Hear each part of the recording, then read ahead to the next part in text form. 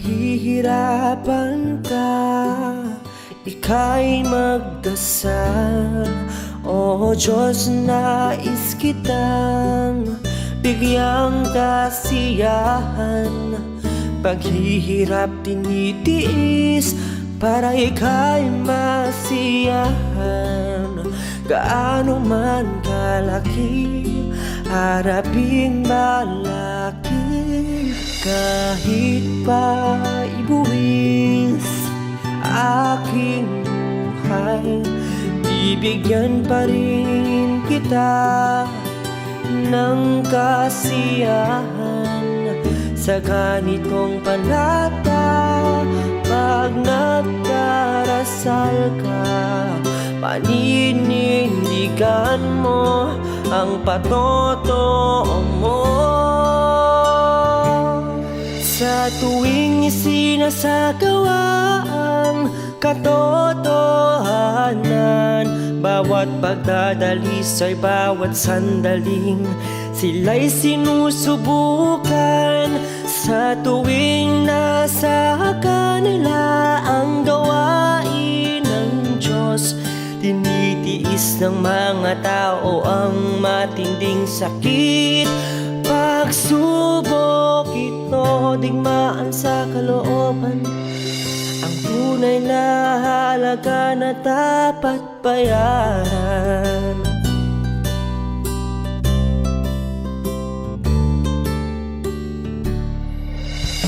Kung may nais kang sabihin, ngunit nadarama mong hindi ito tama sa iyong kalooban, kung iyon makakabuti sa mga kapatid mo,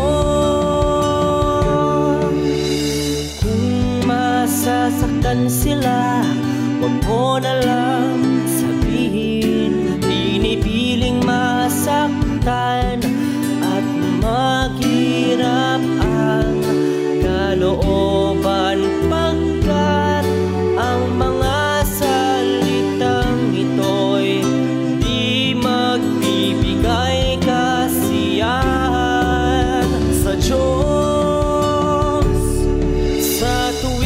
Sinasagawa ang katotohanan, bawat pagdadalis ay bawat sandaling sila'y sinusubukan. Sa tuwing nasa kanila ang gawain ng Diyos, tinitiis ng mga tao ang matinding sakit. Pagsubok ito, digmaan sa ang tunay na halaga na dapat bayaran.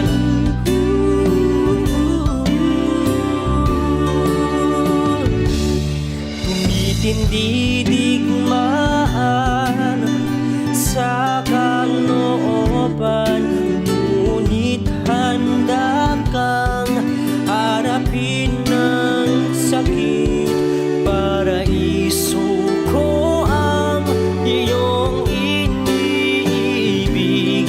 Hirap titiisin, mabigyang kasiyahan lamang ang Diyos.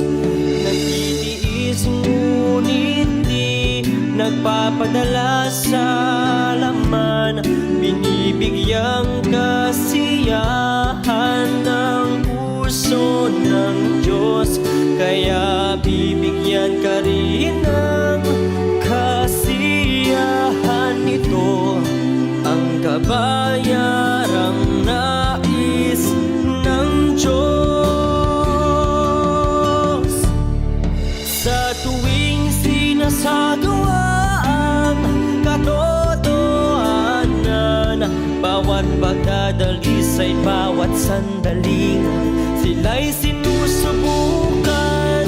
Sa tuwing nasa kanila ang gawain ng Diyos, tinitiis ng mga tao ang matinding sakit. Pagsubok digmaan sa kalooban ang tunay na halaga na dapat bayaran.